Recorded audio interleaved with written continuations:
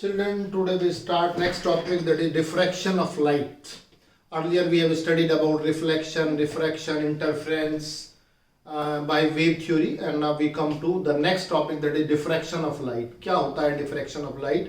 जैसे हमने पहले कुछ फिनोमिनल लाइट के पढ़े हैं, पहले हमने रिफ्लेक्शन पढ़ा है, रिफ्रैक्शन पढ़ा है, रिफ्रैक्शन ऑफ लाइट, ये तो हमने रे ऑप्टिक्स और वेव ऑप्टिक्स दोनों में पढ़े हैं.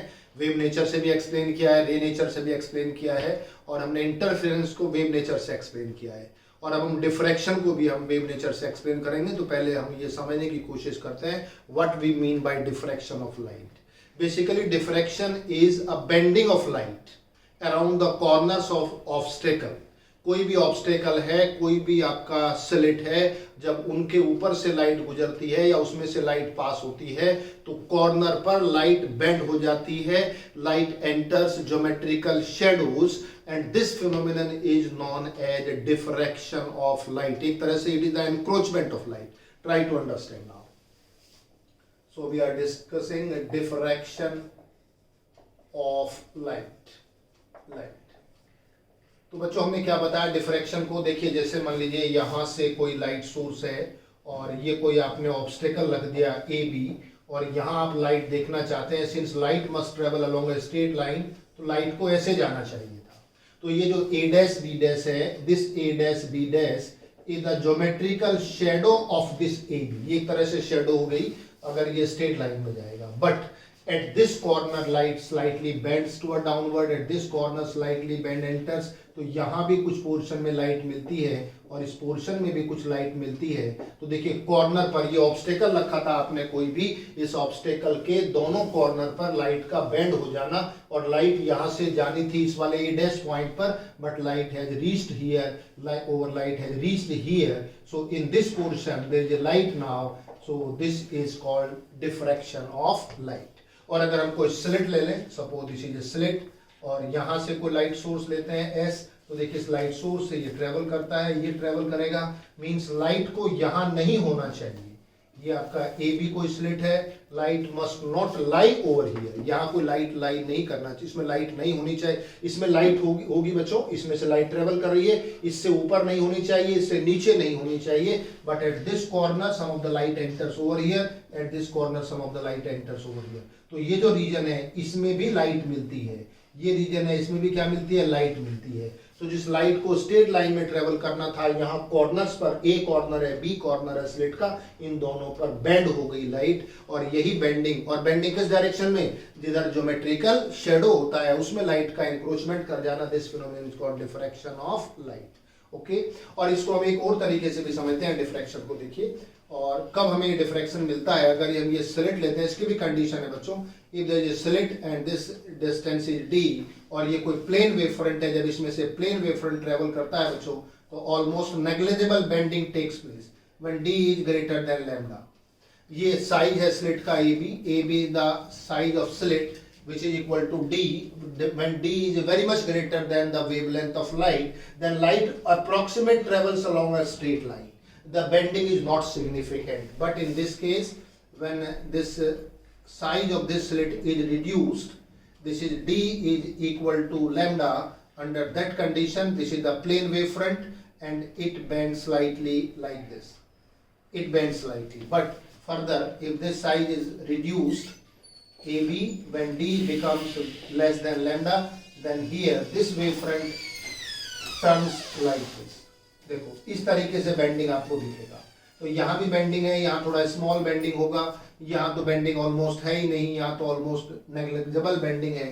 सो this bending of light is much more pronounced when the size of the slit और obstacle is comparable to the wavelength of light. जब ये साइज ऑफ ऑब्स्टेकल और या स्लिट का जो साइज है वेवलेंथ के कंपेरेबल हो जाए या इससे थोड़ा छोटा हो जाए, ऐसे केस में लाइट का सिग्निफिकेंट बेंडिंग आपको दिखाई देता है. और अगर ये साइज बहुत बड़ा है स्लिट का, वेवलेंथ के कंपैरेटिवली अगर बहुत ज्यादा बड़ा साइज है, जैसे देखिए ये डी का साइज बड़ा है तो बेंडिंग स्मॉल है, यहाँ डी का साइज कम हुआ तो बेंडिंग थोड़ा सा दिख रहा है आपको इस कॉर्नर पर इस कॉर्नर पर भी, और थोड़ा स्मॉल हो गया, लेस देन लैम्डा हो गया, तो बेंडिंग देखो प्रोनाउंस्ड हो गया है. तो मैक्सिमम बेंडिंग कहां पर है, एट दिस कंडीशन. तो बच्चों दिस बेंडिंग, ये जो इफेक्ट हम डिस्कस कर रहे हैं डिफ्रैक्शन, इट अकर्स और it is observed when the size of obstacle और slit just is comparable to wavelength of light. ऐसा नहीं कि दरवाजा है, खिड़की है, लाइट आ रही है, सनलाइट है और उसके ऊपर से दरवाजे से बेंड हो जाए, खिड़की से बेंड हो जाए, तो उसका जो साइज है वो काफी बड़ा हो जाएगा, उसमें बेंडिंग ऑलमोस्ट कैसा होगा, नेग्लिजिबल होगा बच्चों। तो अभी तक तो हमने समझा है कि डिफ्रैक्शन क्या होता है। अब देखिए डिफ्रैक्शन दो तरह का होता है बच्चों, दो साइंटिस्ट अलग अलग हैं। एक पहला डिफ्रैक्शन होता है फ्रेनेल्स डिफ्रैक्शन,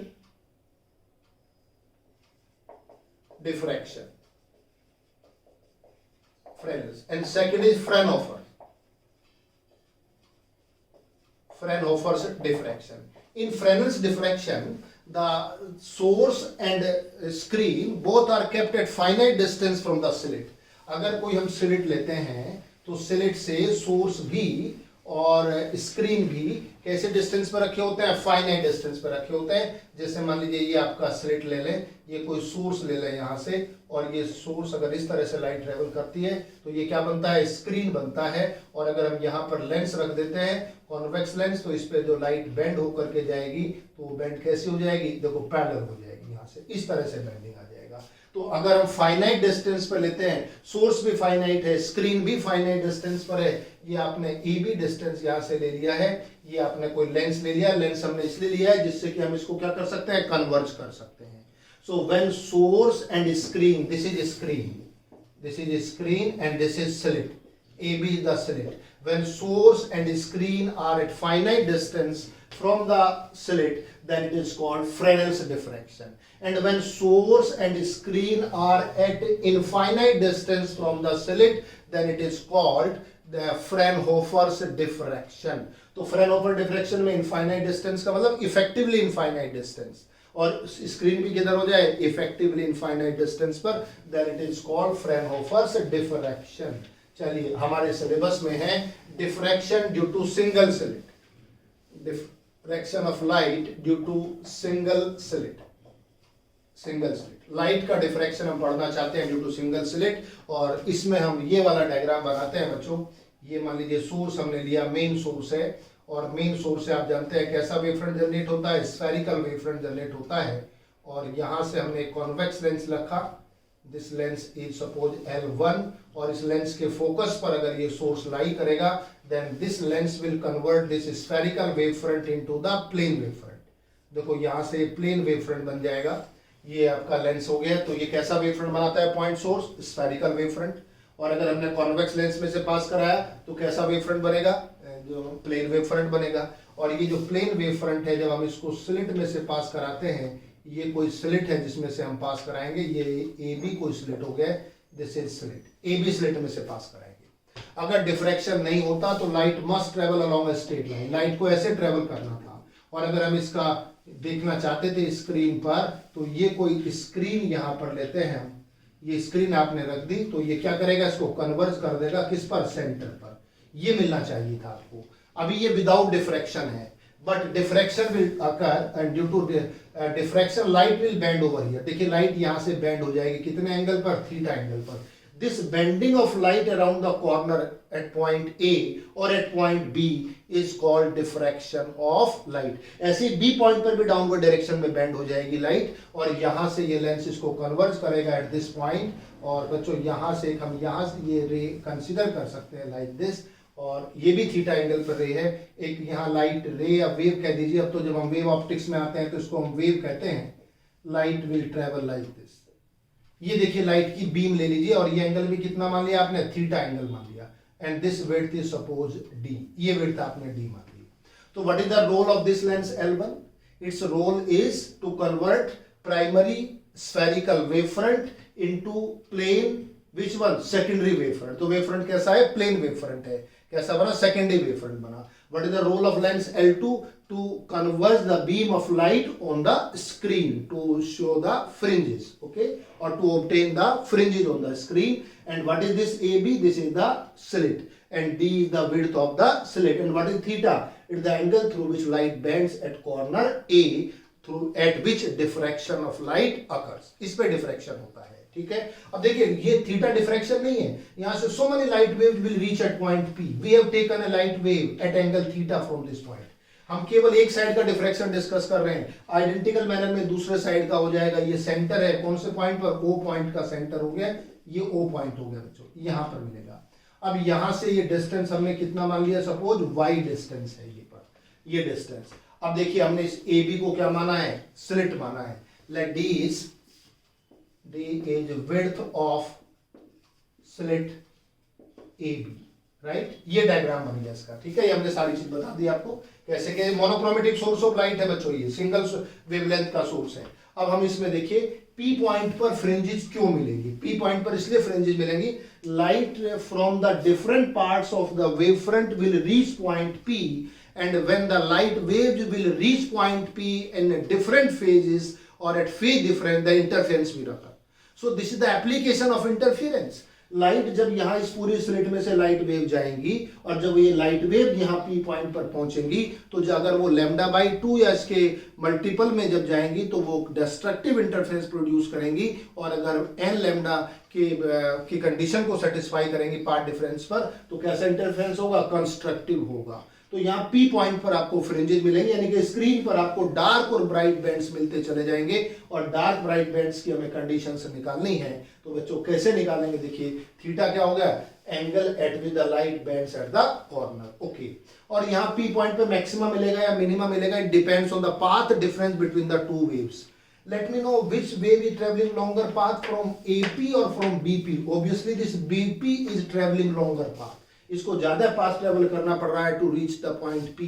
कितना ज्यादा है, draw a perpendicular from here. अगर ये परपेंडिकुलर ड्रॉ कर देते हैं, मान लीजिए पॉइंट ए है, so what is this B K, इसको भी हम ऐसे डॉटेड लाइन से बना देते हैं डी शो करने के लिए। हाँ ये स्लिट है, what is this B K, path difference between two waves, which waves, starting from point A and starting from point be reaching point P.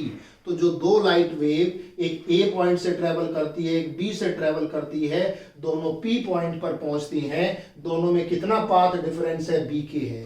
नीचे वाली वेव को इतना पाथ ज्यादा ट्रेवल करना पड़ता है बी के, तो that's why it is the path difference. तो path difference from figure from triangle A B K, path difference is equal to B K, जिसको हम एक्स कहते हैं, पार्ट डिफरेंस कहते हैं आप, एक्स कहते हैं। और ये कितना होता है बच्चों पार्ट डिफरेंस, देखिए यहां से निकालोगे, अगर ये एंगल थीटा है तो ये एंगल 90 माइनस थीटा हो जाएगा, और ये 90 माइनस थीटा तो एंगल कितना बनेगा, थीटा बनेगा। ये डी है, then this is perpendicular, it will be D sine theta.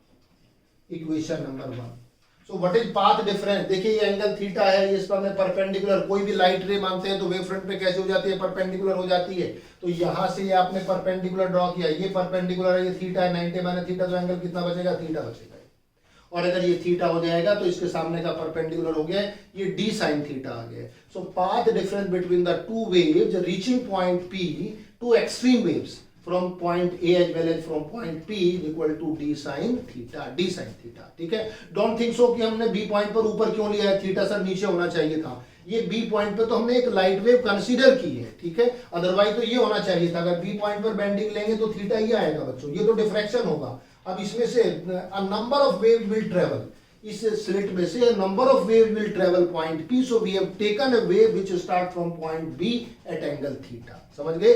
So diffraction occurs at point A। चलिए अब कब होता है, पहले हम लेते हैं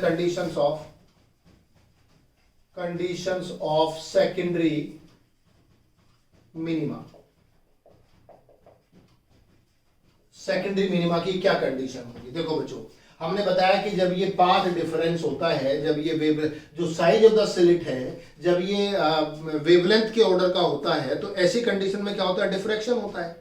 और अगर ये हम मान के चलते हैं, जब ये पाथ डिफरेंस है, इसको ऐसे भी कह सकते हैं, अगर ये पाथ डिफरेंस इस स्लिट के साइज का ऑर्डर का हो जाए, तब भी हम कहेंगे कि क्या मिलेगा इस पर, तब भी डिफ्रैक्शन होगा। तो हम ये मान के चलते हैं, लेट डी साइन थीटा, पहला कंपैरिजन मान लीजिए लैम्डा है। देखो कंपैरिजन क्या होता है, D sine theta equal to lambda, D sine theta equal to 2 lambda, D sine theta equal to 3 lambda, और 1.5 लैम्डा, 2.5, 3.5, ये कंपैरिजन हम कंसीडर करेंगे। तो अगर D sine theta is equal to हम लैम्डा ले लें, तब क्या होगा, then the slit will be divided will be divided into two equal parts of path difference lambda by 2 each। देखो बच्चों ये पूरी स्लिट थी।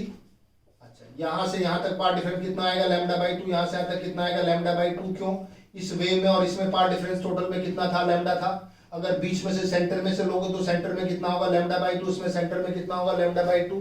अब जरा समझिए बच्चों, मान लीजिए इमेजिन करते हैं इसमें से 100 वेव जा रही है। कितनी वेव्स मानी आपने 100 में से बताइए ऊपर वाले हाफ पार्ट में से कितनी होगी 50, नीचे वाले से हाफ पार्ट में से कितनी होगी 50।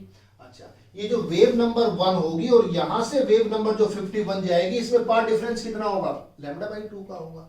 जो वेव नंबर 2 है और वेव नंबर 52 है इसमें भी पार्ट डिफरेंस कितना होगा लैम्डा बाई 2 का है। वेव नंबर 3 में और 53 में कितना पार्ट डिफरेंस है लैम्डा बाई 2 का है। और 50 नंबर वेव और 100 वाली में कितना पार्ट डिफरेंस है लैम्डा बाई 2 का है। और लैम्डा बाई 2 के पार्ट डिफरेंस पे क्या मिलता है आपको डिस्ट्रक्टिव इंटरफियरेंस। तो क्या होगा the waves from upper half of the slit will produce destructive interference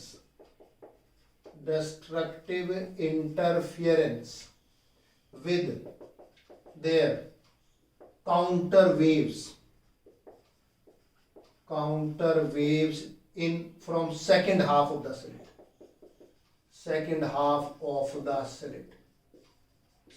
अगर ये 10 नंबर ऑफ वेव है तो फर्स्ट 5 और next 5, wave number 1 wave number 6 के बीच में लैम्डा बाई 2, वेव नंबर 2 और 7 के बीच में लैम्डा बाई 2, 5 और 10 के बीच में लैम्डा बाई 2 और लैम्डा बाई 2 के पार्ट डिफरेंस पर क्या मिलता है इंटरफेरेंस मिलता है। तो डिफ्रैक्शन तो ए पॉइंट पर होगा और पी पॉइंट पर क्या होगा इंटरफियरेंस होगा। और कैसा इंटरफेरेंस होगा डिस्ट्रक्टिव होगा।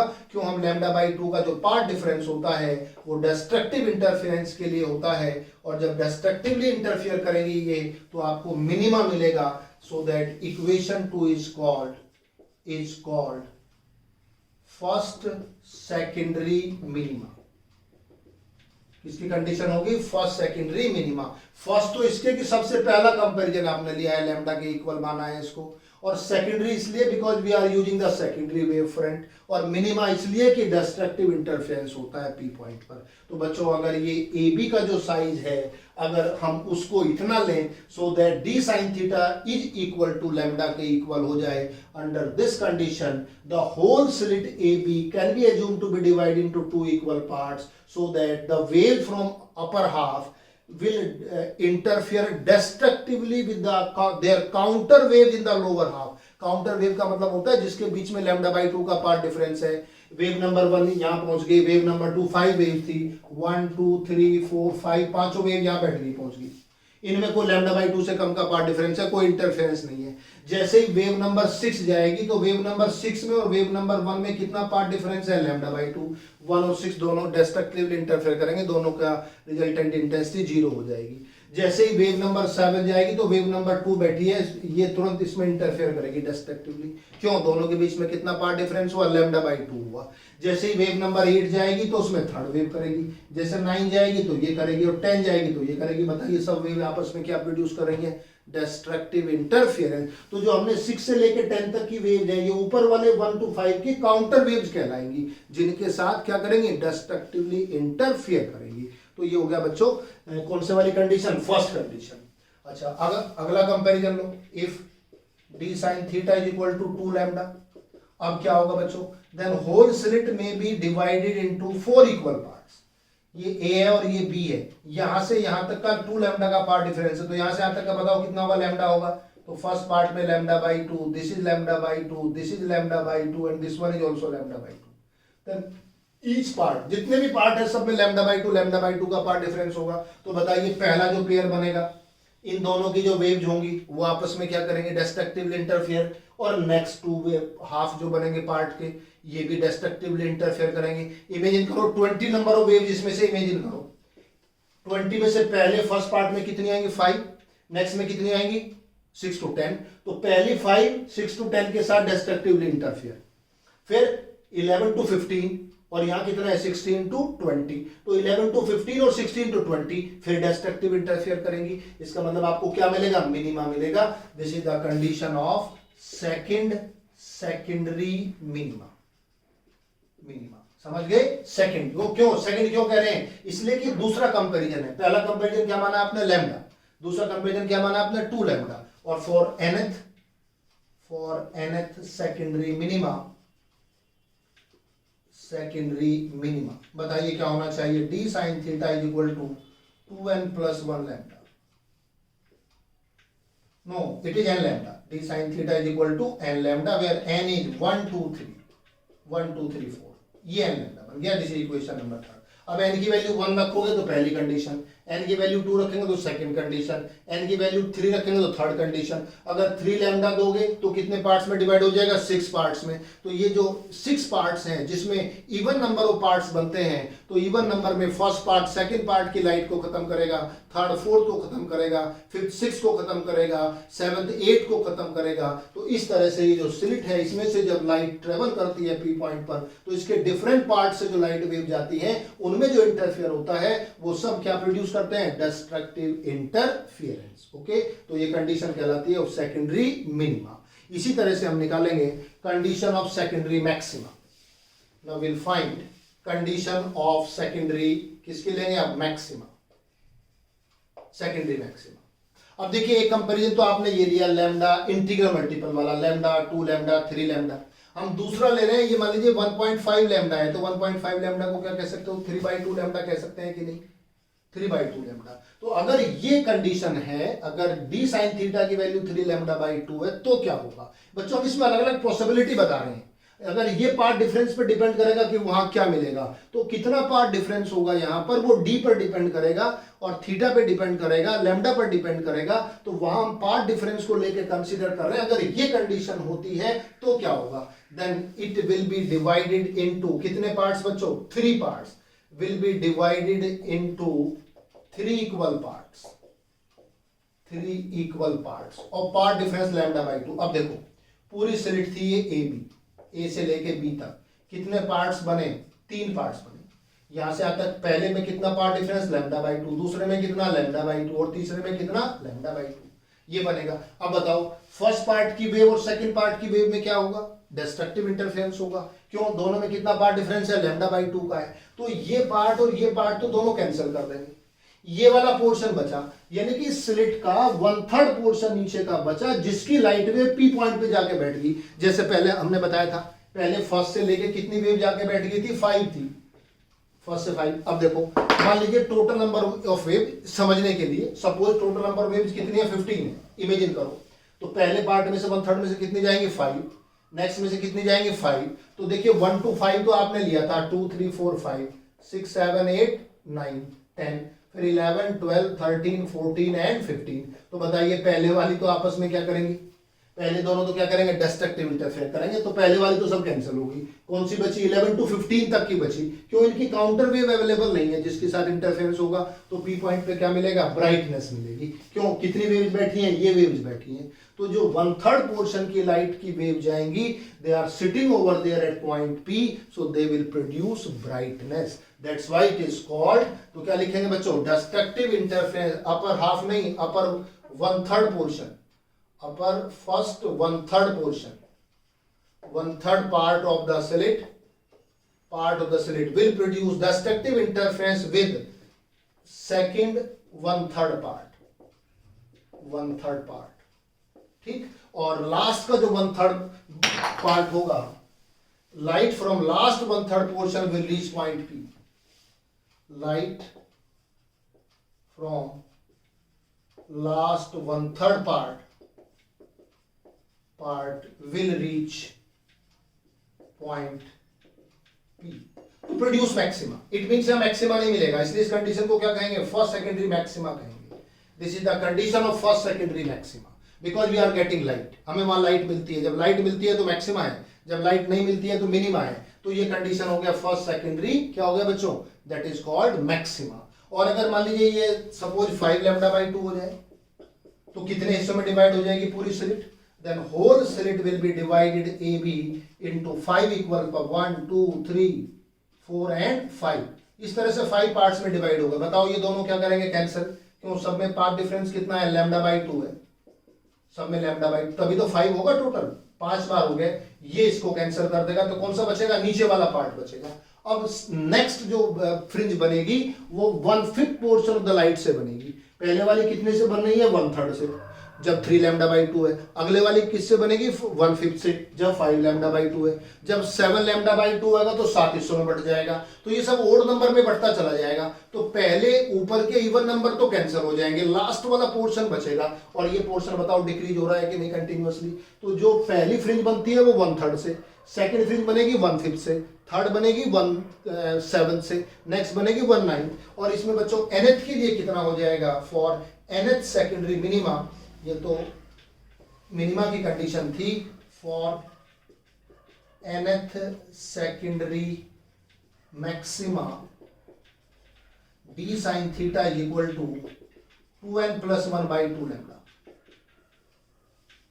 where ये थर्ड इक्वेशन थी, तो ये कौन सी हो जाएगी, फोर्थ हो जाएगी, और ये कौन सी इक्वेशन हो जाएगी, 5, और ये कौन सी इक्वेशन हो जाएगी, 6, और इसे कहेंगे where n is equal to 1, 2, 3।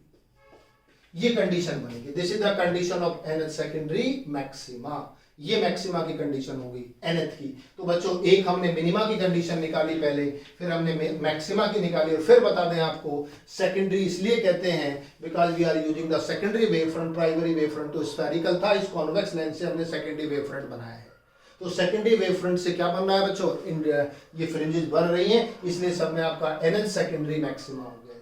तो हमने nth secondary minima, nth secondary maxima, first secondary minima, first secondary maxima, सबकी कंडीशन डेराइव कर ली है बच्चों। अब ये तो हो गया इसका डिस्कशन इसमें। अब इसके बाद में लेते हैं, इसमें हम डेराइव करते हैं width of central maxima.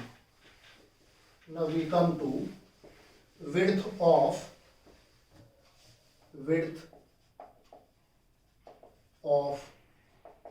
Central maxima. अब सेंट्रल मैक्सिमा कौन सा होगा, देखो सेंट्रल मैक्सिमा ये मिलेगा, अगर हम इसमें इंटरफेरेंस पैटर्न बनाएं तो इस तरह का बनेगा बच्चों, ये इस तरीके का आएगा बनके। क्यों बनेगा इस तरह का, देखो सेंट्रल में तो ब्राइट फ्रिंज मिलेगी, क्यों पार्ट डिफरेंस कैसा है, 0 है, यहाँ तो प्रॉब्लम ही नहीं है। इसके बाद ये कौन सी बनेगी, फर्स्ट डार्क, ये कौन सी है, फर्स्ट ब्राइट, ये कौन सी है, सेकंड ब्राइट। अब फर्स्ट ब्राइट ये सेंट्रल है, ये कौन सी है, नीचे दूसरी साइड में फर्स्ट ब्राइट, ये कौन सी है, सेकंड ब्राइट, ये कौन सी है, फर्स्ट डार्क, और ये कितनी होगी, फर्स्ट डार्क। ठीक है, इंटरफेरेंस इससे ऊपर देखो, एक साइड का तो डिस्कस किया हमने, दूसरी साइड का भी इसी तरह का मिलेगा। तो पहले फर्स्ट डार्क, फर्स्ट ब्राइट, फिर सेकंड डार्क, सेकंड ब्राइट। अब देखो इनकी इंटेंसिटी लगातार डिक्रीज करती है, क्यों डिक्रीज करती है, जबकि इंटरफेरेंस में कांस्टेंट थी, क्यों डिक्रीज करती है, पहली जो फ्रिंज बनी ये वाली कितने लाइट से बनी, 1/3 से, ये वाली कितने से बनी, 1/5, ये वाली कितने से बनेगी, 1/7 portion. The portion of the slit which is sending light at point P for maxima goes on decreasing. So number of waves भी कम हो रही हैं, इसलिए इंटेंसिटी भी लगातार कम होगी, इधर भी कम होगी और इधर भी कम होगी। अब सेंट्रल मैक्सिमा कौन सा होता है बच्चों, ये होता है सेंट्रल मैक्सिमा, इसे कहते हैं सेंट्रल मैक्सिमा। जो सेंटर के दोनों साइड की जो फर्स्ट डार्क है या फर्स्ट मिनिमा है, इनके बीच का सेपरेशन कहलाता है width of central maxima. So what is this, ये दो तरह की विड्थ होगी, first is linear width, it is the separation between किस किस के बीच में, two first secondary minimas on both sides of central maxima, central maxima के दोनों साइड जो फर्स्ट मिनिमा है ये है सेंट्रल मैक्सिमा, इसके दोनों साइड जो फर्स्ट मिनिमा है जिसको फर्स्ट डार्क कह रहे हो फर्स्ट मिनिमा है, ये भी फर्स्ट मिनिमा है। This distance is called linear width of central maxima. और देखिए इसका डेरिवेशन आप किस तरह से करेंगे, ये डेरिवेशन यहां से कर दीजिए, ये फर्स्ट मिनिमा है, ये भी फर्स्ट मिनिमा है, ये फर्स्ट मिनिमा है, ये सेंट्रल फ्रिंज है, कौन से वाली, सेंट्रल ब्राइट है फ्रिंज, और यहां से एंगल कितना है, थीटा, ये एंगल भी कितना है, थीटा, और ये डिस्टेंस कितना है, डी। इस डिस्टेंस को डी लेते हैं बच्चों, स्क्रीन का डिस्टेंस कितना है, डी है। तो बच्चों ये अगर y हो जाए, ये भी क्या हो जाए, y, तो हम देखिए पहले इसकी कंडीशन बताओ क्या होगी। फर्स्ट मिनिमा की कंडीशन क्या पढ़ी आपने, हमने पढ़ा है d sin theta is equal to lambda, अभी हमने डेराइव की है। सबसे पहली इक्वेशन थी इक्वेशन नंबर 1, और यहां से sine theta, theta is approximate equal to sine theta is equal to lambda by d. क्यों हुआ? इसलिए हुआ कि बच्चों थीटा की वैल्यू बहुत स्मॉल है, पहली फ्रिंज जो बनेगी वहां पर थीटा बहुत स्मॉल होगा, the bending will be very very small. अब इस फिगर से लीजिए, फ्रॉम फिगर बताइए बच्चों थीटा किसके इक्वल हो जाएगा? Tan theta. परपेंडिकुलर बताओ कितना होता है? y, और ये डिस्टेंस कितना है? d, परपेंडिकुलर अपॉन बेस, और दोनों इक्वेशन को इक्वलाइज कर दीजिए, क्या मिलेगा आपको? From here you will get y upon d is equal to lambda by d, और y is equal to lambda capital D upon small d, और हमें विड्थ हो जाएगी w, कितनी हो जाएगी? 2y, twice lambda capital D upon small d। This is width of centre maxima. ये width है, 2 से क्यों मल्टीप्लाई किया? क्यों? टोटल कितनी बनेगी? 2y बनेगी। पहले y निकाला डायग्राम से, अब ये कितना हो गया? 2y। तो ये जो y की वैल्यू आई, ये y है, ऊपर वाला नीचे वाला भी y है, तो ये जो y आपने निकाला वो ये आया लैम्डा डी बाई डी, और विड्थ तो दोनों के बीच की, इसको हम सेंट्रल मैक्सिमा कहते हैं। तो this width is called twice capital lambda capital D upon small d। Capital D क्या है? Distance of the screen from the slit. Small d क्या है? Width of the slit. Lambda क्या है? Wavelength of light use. So this is called which width? Linear width. इसी में angular width भी define करते हैं बच्चों, angular width. Angular width is equal to 2 theta, it is the angular spread. देखो दो चीज को, दोनों इस विड्थ को दो तरह से मेजर कर सकते हो। एक तो ये लीनियर, अपना स्केल रखो 6 इंच का, यहां से बताओ कितना आया, यहां से बताओ कितना आया, दोनों 2y कर दिया। दूसरा ये एंगल भी तो मेजर कर सकते हो आप। This angle 2 theta is called angular width, the angular spread of the first secondary minima on both sides of central maxima. So it is angular spread of both first secondary minimas on both sides of central maxima। इस central maxima के दोनों side जो first minima है, इनमें कितना angle का spreading हुआ, and ये एंगल का स्प्रेडिंग कितना है? 2 थीटा, और 2 थीटा कितना आएगा यहां से? It is 2 lambda by D, ये आएगा 2 lambda by D. So this is angular width and this is linear width. Linear width में कैपिटल D आएगा, एंगुलर विड्थ में कैपिटल D हट जाएगा। इस तरह से आप फाइंड कर लेते हैं। तो बच्चों इसमें हमने क्या निकाला? Width of central maxima. Okay, तो सेंट्रल मैक्सिमा की दोनों विड्थ हो गई, लीनियर विड्थ भी हो गई, और कौन से वाली विड्थ हो गई? एंगुलर विड्थ हो गई। चलिए इससे आगे बताते हैं बच्चों। इसमें लीनियर विड्थ का डेरिवेशन हो गया, एंगुलर विड्थ का डेरिवेशन हो गया। इसमें और इंटरफेरेंस में क्या डिफरेंस? अगर हम दोनों को कंपेयर करें, किस किस को कंपेयर करें? डिफ्रैक्शन को और इंटरफेरेंस को। देखो एक तो सबसे बड़ा डिफरेंस ये है कि इसमें हम कौन सा वेव फ्रंट यूज कर रहे हैं? सेकेंडरी वेव फ्रंट यूज कर रहे थे, ठीक है, सेकेंडरी वेव फ्रंट है। वहां हम कोहेरेंट सोर्स से बनाते थे, तो यहां जो फ्रिंजेस बनती हैं वो एक वेव फ्रंट के डिफरेंट पार्ट से जो लाइट वेव जाती है उनके बीच में इंटरफेरेंस होता है, उससे फ्रिंजेस बनती है। जबकि YDS एक्सपेरिमेंट में 2 कोहेरेंट सोर्स से लाइट वेव जाती थी, उनके बीच में इंटरफेरेंस होता था। तो पहला तो ये डिफरेंस हो गया। दूसरा डिफरेंस क्या हुआ? इंटरफियरेंस में the fringes are of equal height, mean the intensity remains same, but here intensity on both sides of central maxima goes on decreasing. इसमें इंटेंसिटी लगातार कम होती है। ये दूसरा रीजन हुआ बच्चों। और तीसरा हमने इसमें डिफरेंस बताया, इसमें जो कंट्रास्ट होगा डार्क और ब्राइट के बीच में, वो पुअर कंट्रास्ट होगा। क्यों होगा पुअर कंट्रास्ट? कि जब इंटेंसिटी कम होती जा रही है तो यहाँ डार्क और ब्राइट के बीच में बहुत ज्यादा डिफरेंस लाइट में नहीं रहेगा। दैट्स व्हाई इसमें पुअर कंट्रास्ट है between dark and bright fringes. जबकि इंटरफियरेंस में कैसा कंट्रास्ट है? उसमें गुड कंट्रास्ट होता है बिटवीन किसके बीच में? Dark and bright fringes. और एक और डिफरेंस था, जो कंडीशन ऑफ मैक्सिमा और मिनिमा थी वो भी इंटरचेंज हो गई। इसमें जो कंडीशन ऑफ मिनिमा थी, कौन सी थी कंडीशन ऑफ मिनिमा हमारी? d sin theta is equal to 2n minus 1 lambda by 2। यहाँ n इज इक्वल टू 1 से स्टार्ट किया था, इसमें हमने 2n प्लस 1 लैम्डा बाई 2 कर दिया, डजंट मैटर। इसमें 3 लैम्डा बाई 2 इससे आ रहा है, और हमने पहले में लिया था d sin theta is equal to n lambda, और ये यहाँ पर कंडीशन किसकी हो गई? मिनिमा की हो गई। So the conditions of maxima and minima are also interchanged. एक तो ये वाला पॉइंट है बच्चों। दूसरा ये जो ग्राफ बनाते हैं, यहाँ पाथ डिफरेंस कितना आएगा? देखो फर्स्ट मिनिमा कितने पर मिला आपको? अगर इसको हॉरिजॉन्टल बनाएं जैसे हमने इंटरफेरेंस में बनवाया था आपको, अगर हम यहां बनाएं तो इस तरह की फ्रिंजेज आपको मिलेंगी, ये फ्रिंजेज मिलेंगे आपको। ये तो सेंटर हो गए। अब बताओ फर्स्ट मिनिमा कितने पर मिल रहा है? D sine theta is equal to lambda by lambda. तो यहां से साइन थीटा, पहला थीटा बताओ कितना आएगा, लैम्डा बाई डी आएगा कि नहीं। पहले में फर्स्ट कितने पे मिलेगा minima, lambda by D. Second कितने पे मिलेगा, 2 लैम्डा बाई डी। थर्ड कितने पे मिलेगा, 3 लैम्डा बाई डी। और अगर लीनियर पोजीशन बताओगे, ये तो एंगल के टर्म्स में हो गया, लीनियर पोजीशन में आएगा lambda D upon D, 2 lambda D upon D, 3 lambda D upon D and so on. ऐसे ही इधर मिलेगा lambda by D, 2 lambda by D, 3 lambda by D, ठीक है। और ये आपका lambda capital D upon small D, 2 lambda D upon D. और बीच में कितना आएगा, चलो बीच का बताओ कितना आएगा। बीच में फॉर्मूला क्या है, 2n + 1 लैम्डा बाई 2, तो कितना आएगा 3 लैम्डा बाई 2। तो पहले वाले जो मैक्सिमा बनता है 3 लैम्डा बाई 2d, और ये वाला कितना आएगा 5 लैम्डा बाई 2d। ये कितना आएगा फिर 7 लैम्डा बाई 2d। इस तरह से आएगा। तो ये बच्चों इंटरफेरेंस की जो फ्रिंजेस हैं, इनकी जो इंटेंसिटी है, इधर हम क्या दिखा रहे हैं, इंटेंसिटी। इधर क्या दिखा रहे हैं, position, angular position and linear position. Linear position में सब में कैपिटल डी आ जाता है, एंगुलर पोजीशन में कैपिटल डी सबसे हट जाता है। क्यों, उसमें थीटा निकालते हैं, theta equal to perpendicular upon base. और जब हम डी से डिवाइड करते हैं, तो जब इसमें डी से डिवाइड करेंगे तो डी सब में से कैंसिल हो जाएगा, ये रिजल्ट आ जाएगा। So this is the variation of intensity of fringes in diffraction pattern, diffraction।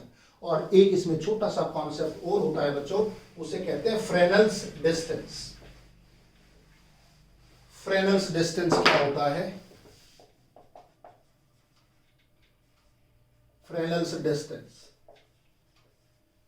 देखिए बच्चों, it is the minimum distance that a light beam travels without its significant bending from the straight line path on account of diffraction। क्या मतलब वो जरा समझिए।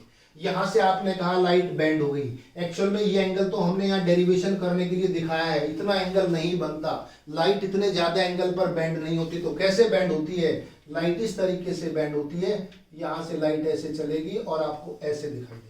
Actual में light corner था, ये पॉइंट ये था, बेंडिंग यहां से हुआ था, लेकिन यहां से लेके और यहां तक आपको ऐसा लगेगा the bending is not significant. Bending become significant at this point, so this distance is called Fresnel's distance. इसको हम क्या कहते हैं, फ्रेनेल्स डिस्टेंस कहते हैं।